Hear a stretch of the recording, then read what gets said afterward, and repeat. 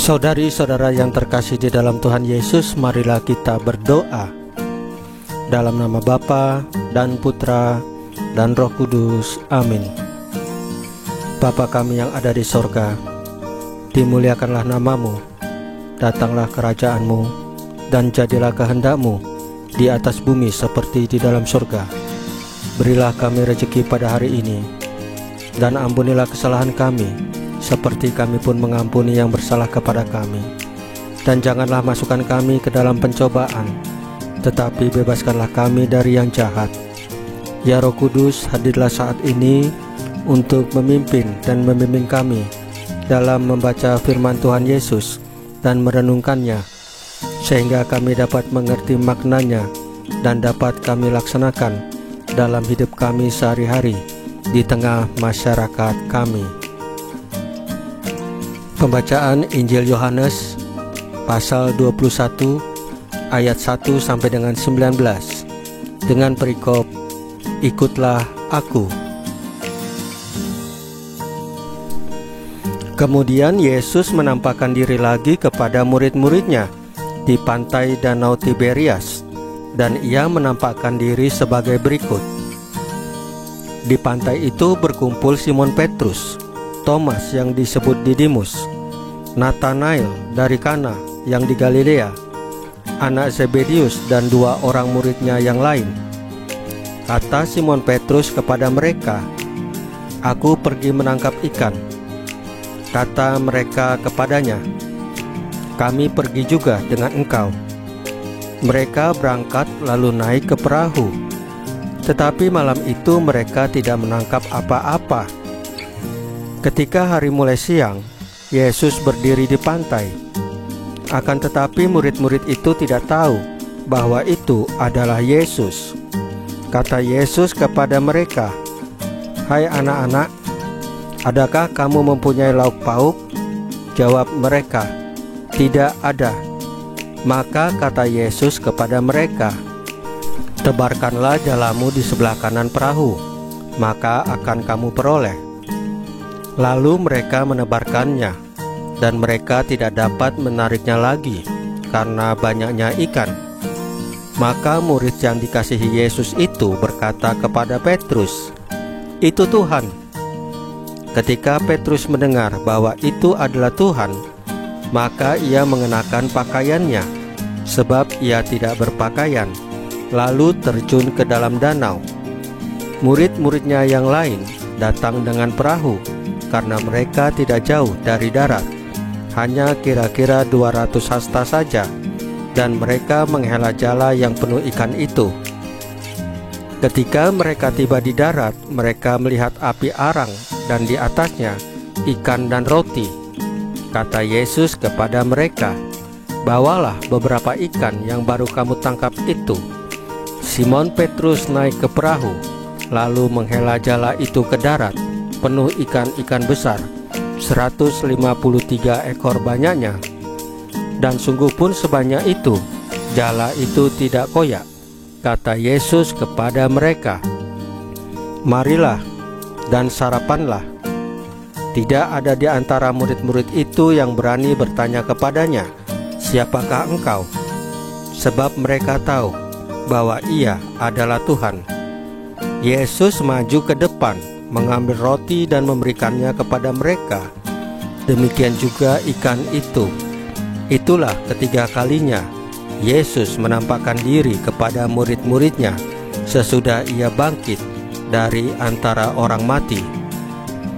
Sesudah sarapan, Yesus berkata kepada Simon Petrus, "Simon, anak Yohanes, apakah engkau mengasihi aku lebih daripada mereka ini?"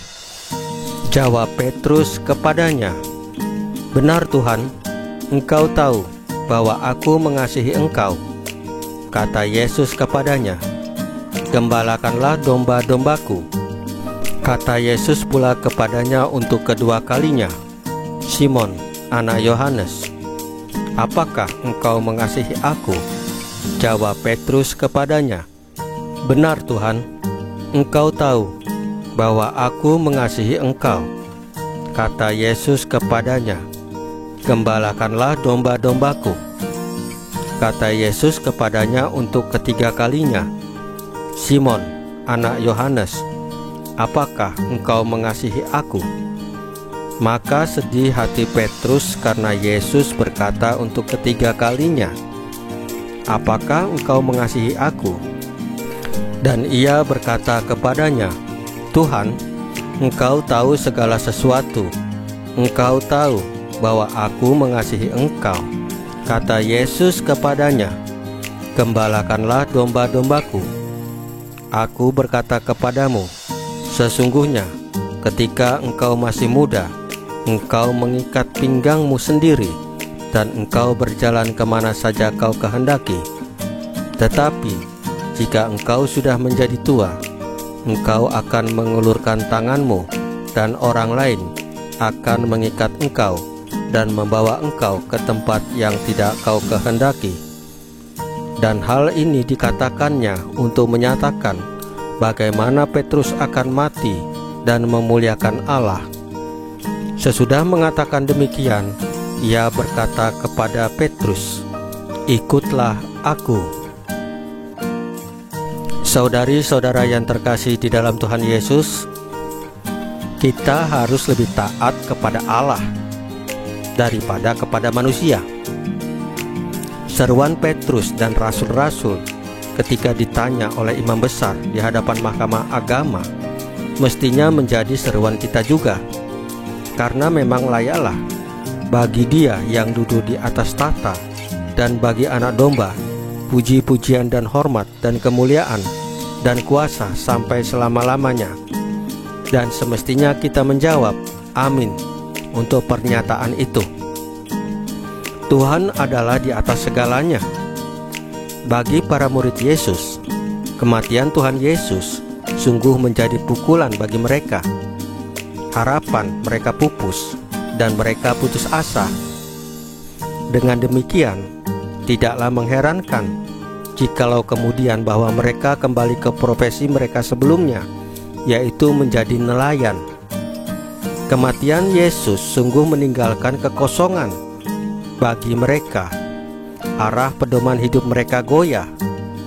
Namun, penampakan setelah kebangkitannya meneguhkan kembali para murid-murid itu. Kini mereka menyadari bahwa mereka tak berdaya bila mengandalkan kekuatan sendiri. Tidak sedikit orang termasuk kita merasa sungguh kuat dan tidak butuh bantuan orang lain, bahkan Tuhan. Orang seperti ini sesungguhnya rapuh. Tidak lama kemudian, bila bertemu dengan yang namanya kemalangan atau persoalan hidup, dan ketika tersudut oleh kesalahan yang terbongkar, tampaklah topeng yang sesungguhnya. Bila setiap pribadi beriman mengakui ia atas kedaulatan dan kemahakuasaan Tuhan Yesus, ia pasti berlindung kepada Tuhan Yesus dan takut berbuat hal yang bertentangan dengan kuasa nama Tuhan Yesus. Saudari-saudara yang terkasih di dalam Tuhan Yesus, marilah kita berdoa. Tuhan Yesus, kuatkanlah iman dan harapan kami. Semoga kami tidak berpaling darimu. Salam Maria, penuh rahmat, Tuhan sertamu. Terpujilah engkau di antara wanita, dan terpujilah buah tubuhmu Yesus. Santa Maria Bunda Allah, doakanlah kami yang berdosa ini, sekarang dan waktu kami mati. Ya Tuhan Yesus, tambahkanlah iman kami hanya kepadamu saja, karena Engkau adalah Tuhan dan Juru Selamat kami satu-satunya, tidak ada yang lain. Dalam nama Bapa dan Putra dan Roh Kudus. Amin. Saudari-saudara yang terkasih di dalam Tuhan Yesus, bacaan firman dan renungan hari ini sudah selesai. Tuhan Yesus memberkati kita semua.